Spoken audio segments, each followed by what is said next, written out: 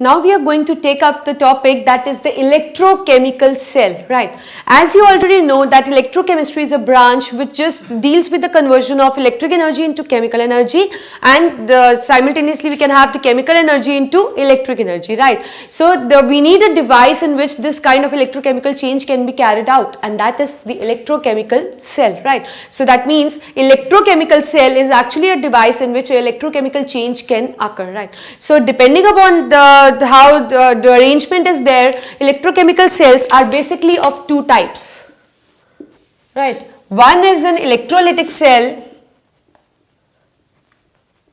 and the other is the galvanic cell, right?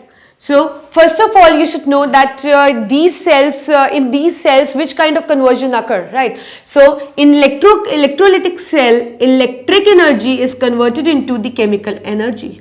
By looking at it, it should be clear that we will be applying an external source of current, and for this, due to that external the source, the chemical reaction will take place, right? And what happens in case of the galvanic cell? It is just vice versa of it. That means the chemical reaction will take place and it will lead to the production of electric energy. That means here we don't need an external source of current.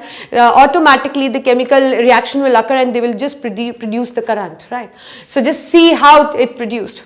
So again, I am just repeating, it is a device in which the electrochemical change can be carried out. Electrolytic cell, it is a type of electrochemical cell in which electric energy gets converted into the chemical energy. And galvanic cell is the cell in which the chemical energy gets converted into the electric energy, right? So just first look at that, what is the electrolytic cell and how it works. Electrolytic cell consists of a beaker, right? So this is a beaker, or you can say it is an electrolytic cell, right? So what does it contain? It contains a solution, that is, it contains an electrolyte. Electrolyte is actually a substance which will lyse on passing the electric current. That is, the name suggests it is electrolyte. That means electricity is passed and it gets lysed. So that is why it is called as an electrolyte, right? So what do we have in it? We have the electrodes, that is the source of the current.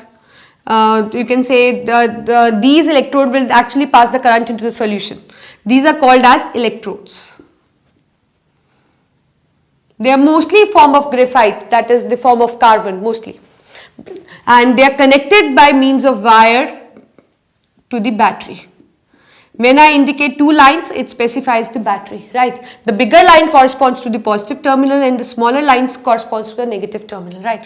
So the electrode which is attached to the positive terminal of the battery is positively charged. That means it acts as a node. It is the name of the electrode, right? We have electrode 2, again I'll write for you. The positive and the negative one, depending to which terminal of the battery they are attached to. If they are attached to the positive terminal, it acts as anode. If it attached to the negative terminal, it acts as cathode, right? So similarly, it acts as cathode, that is the negatively charged terminal. So this kind of apparatus we have in electrolytic cell. Again I'll repeat, this is the cell, this is the electrolyte, the solution which will be lysed on passing in the current. Electrodes connected by means of wire to a battery, positive terminal, that is positively charged anode, negative terminal negatively charged, that is cathode, right? So suppose, just to make you understand, I am considering an electrolyte to be AB. Just to we'll be doing in detail with the specific examples, but just to make you clear that how this electrolytic cell actually works, because you must be curious to know that how this apparatus is going to work. So that is why I am considering an example that is AB, right? So it is a good electrolyte. So what happens?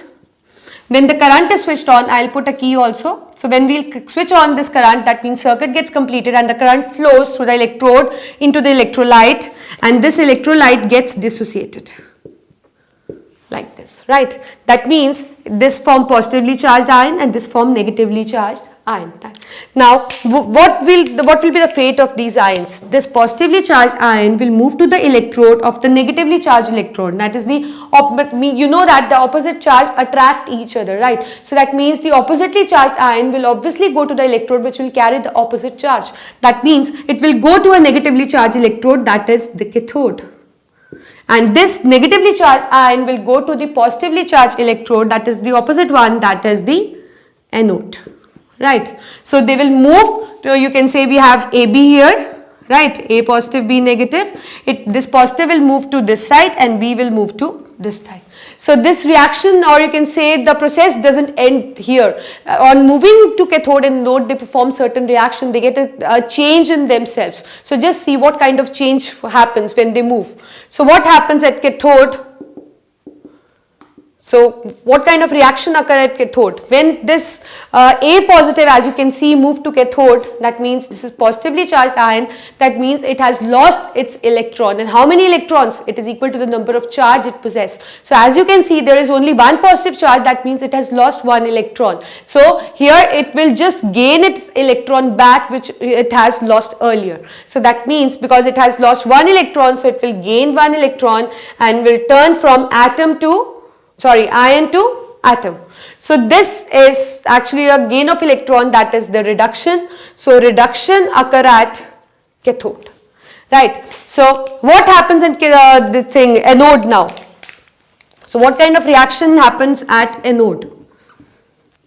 What migrate to anode? Obviously you can see B negative migrate to anode. So that means this B negative, why it is B negative? Because it has gained electron. How many? It is equal to the number of charge. So as you can see, it has only one charge. So that means it has gained one electron. So what it will do at anode? It will just you can say give back the electron which it has already accepted. That means one electron and will leads to the formation of B. So that means the oxidation, loss of electron, that is the oxidation occurs at anode, right. So this is the kind of, you can say, the reactions that occur in the electrolytic cell. As you can see, we pass electric energy and this leads to the conversion of this chemical energy. So that means it is a cell which deals with the conversion of electric energy into the chemical energy. I think it's clear now, right. So this is how the electrolytic cell actually work.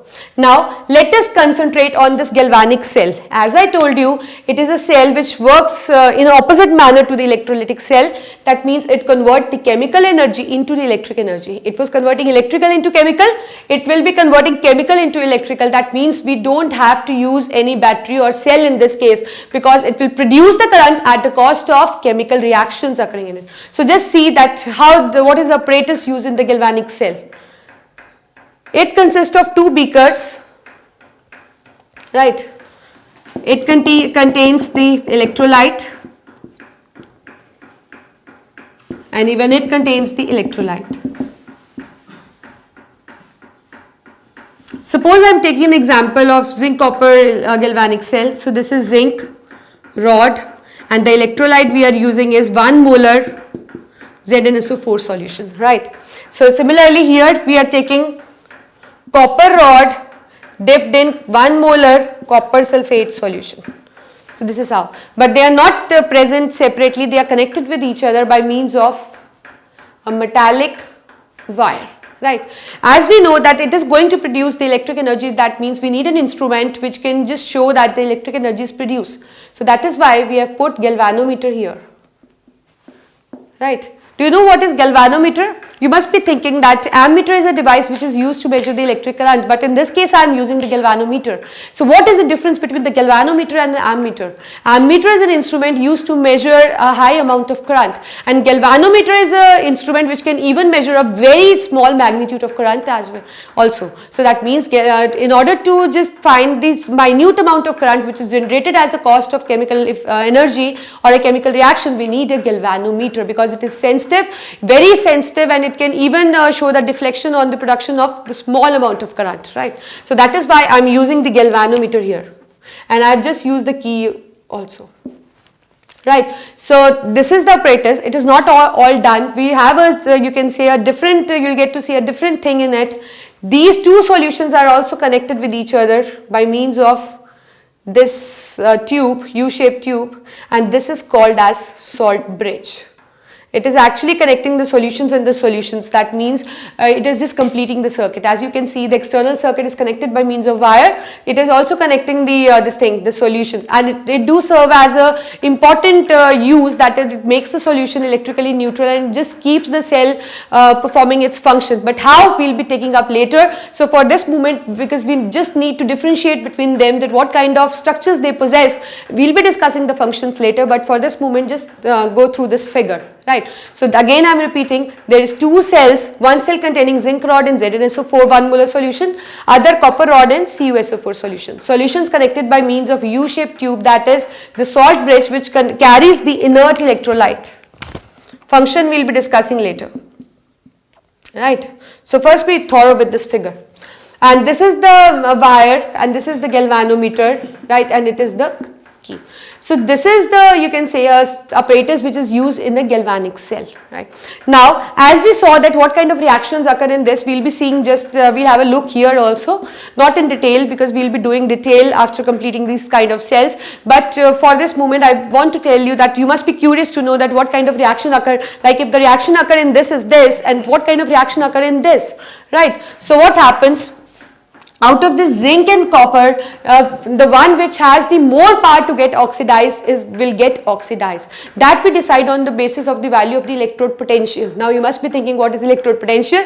That is what I want to tell you. We'll be discussing in the later topic. So for this movement, just I am using this word, like out of two rods, which rod will have the maximum tendency to get oxidized will lose the electron, and the one which has less you can say the ability to get oxidized will get reduced in this case. Right. So the one out of them which is, you can say, a powerful reducing agent, or which has more tendency to get oxidized, will lose the electron, and the one will be the first one to initiate the chemical reaction. So out of zinc and copper, it is the zinc. So that means zinc will lose electron and it will turn into Zn2 positive. What will happen now? This you know that this thing, what is occurring? Oxidation is occurring, right? These two electrons will flow from these. It is not only the two electrons, because it is the two electrons are liberated from one zinc atom, right? We have so many zinc atoms which are getting oxidized, so that means it leads to the generation of numerous electrons. So these electrons are traveling from this wire to this, and when they travel, they just indicate the deflection in the galvanometer. That means the flow of electron that is constitute an electric current, right? So what is happening? This key is joint. When this charge is just moving, this is reaching the copper, right? And as I told you that out of zinc and copper has a tendency to get reduced. So it is just gaining two electrons and again forming the copper atom, right? So this is how this kind of reaction is occurring. So that means what is occurring here? Reduction is occurring. So this you can see that this galvanic cell just performed this kind of reaction, or I can sum it in this way also. ZnCu2 positive give rise to Zn2 positive plus Cu. So the one half cell in which oxidation is occurring is called as oxidation half cell, and the one in which reduction is occurring is called as reduction half cell. As you can see that in a similar beaker, oxidation and reduction were occurring, right? But in them there is a separate beaker for the oxidation and the separate beaker for the reduction, right? So this is actually the difference between them, that how they work, and I think you are clear with the cell now. That is the electrolytic and the galvanic cell, right? Now what is the basic difference between these two cells, right? The first difference is that it actually converts electric energy into chemical energy, and it converts the chemical energy into electric energy. It is clear to you, right? It consists of one beaker and it consists of two cells, or you can say it consists of one cell and it consists of two cells, right? Now, when this kind of reaction occurs, heat is produced, but in this case, no heat is produced, right? And moreover, in this case, you get to see that there is no production of electricity, or you can say there is no electric current produced. But these reactions occur, they lead to the production of electric energy, right? And these reactions go almost to completion, but these reactions do not undergo completion. They go on working, because one is getting oxidized at the same time other is getting reduced. So these reactions do not go to you can say the complete completion. They just go on occurring, but doesn't get the reaction won't stop here, right? So these are actually the electrolytic cell and the galvanic cell.